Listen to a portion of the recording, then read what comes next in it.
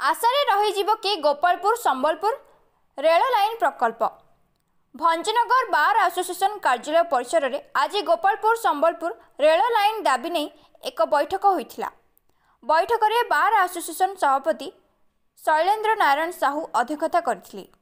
संशोधित डीपीआर को तुरंत कार्यकारी करिबा, जमी अधिग्रहण कार्य को त्वरान्वित करिबा, उक्त प्रकल्प पई बजेट रे पर्याप्त अनुदान व्यवस्था करबा पई बैठक में विशेष भाव दाबी होइथिला।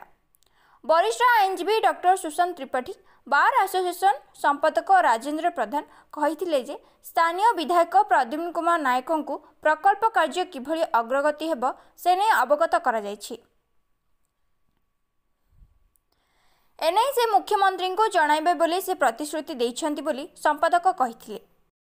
पूर्वतन डीसीसी सभापति संतोष नायक कहिथिले राजनैतिक इच्छा शक्ति रहिले प्रकल्प कार्य तुरंत आरंभ होई परिबो। सूचनाकर्मी बी शंकर पात्र कहिथिले आंदोलन जेते तीव्रतर हेब प्रकल्प कार्य सेते जल्दी आरंभ हेब। एहाकु आखि आगरे रखी निष्पत्ति नेबाकु पड़िबो। भंजनगर पुरुषोत्तम महापात्रଙ୍କ रिपोर्ट, दैनिक आशा। राजेंद्र कुमार प्रधान, क्रियानुष्ठान कमिटी भंजनगर बार सेक्रेटरी। क्रियानुष्ठान कमिटी आगामी आज विधिवत भाव गंजाम फुलवाणी बहुत एक समस्त एडवोकेट एवं एडवोकेट मान लीडरशिप को नहीं एक कमिटी क्रियानुष्ठान कमिटी डक जाइतिला। यार मुख्य उद्देश्य होची आगामी दिन में एक कमिटी गठन करा जिवो एवं आगामी बजेट रे किपरि स्टेट गवर्नमेंट जमी अधिकरण सकाशे अर्थर व्यवस्था करेंगे।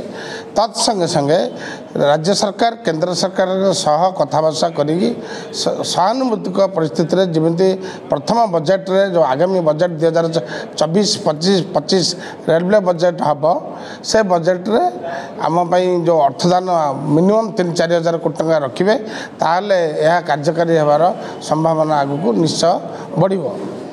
जदि राज्य सरकार एवं केंद्र सरकार आउपरे किसी गुरुत्व न दियंती ताहले आगामी दिन में एक बड़ धरण जन आंदोलन एठारे देखा दब। भंजनगर बार एसोसिएशन तरफ जो दाबी उठी एटा वो सर्वाग्रे ए लाइन दिए जाए प्रधानमंत्री गतिशक्ति प्रकल्प रे ए प्रकल्प को स्थानित करछन्ती। रेलवे मंत्री मध्य स्वतंत्र भाव दृष्टि देछन्ती एप्रति जोड़ा डीपीआर होता फुलवाणी बाद पड़ता कहते पुणी रेल मंत्री एवं गत 5 दिन तले 21 तारिख दिन यहाँ पुणी फुलवाणी सह जोड़ी पुनर्बार डीपीआर प्रस्तुत करी पठेबा को यहाँ चिठी करछन्ती।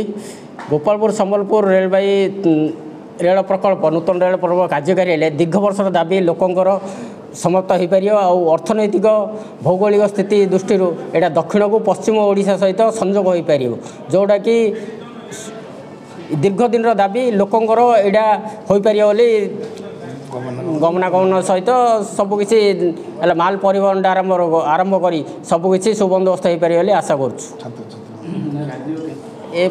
प्रकल्प निर्माण पई प्राथमिक पर्याय रे जमी चिन्हट प्रक्रिया शेष हो सारी पर्याप्त परिमाण अर्थ जदि दिगला आगामी बजेट रे ताले जमी अधिग्रहण प्रक्रिया आरंभ हो बोली प्राक सूचना रही जहाँ केन्द्र में बीजेपी सरकार राज्य में बीजेपी सरकार जेहेतु ओडिशारू राज्यसभा को जाइए आमर रेलवे मंत्री अश्विनी वैष्णव ठारे आमर ब्रह्मपुर आस्का एमपी आ कंधमाल एमपी आ संबलपुर एमपी ए 4 जन एमपी सहित जोगाजोग करी आमे यथाशीघ्र रेल मंत्री को भेटू यही प्रकल्प स्वतंत्र दृष्टि देवाक पर्याप्त अर्थ दाबी करूँ बोली आमर आशा रही।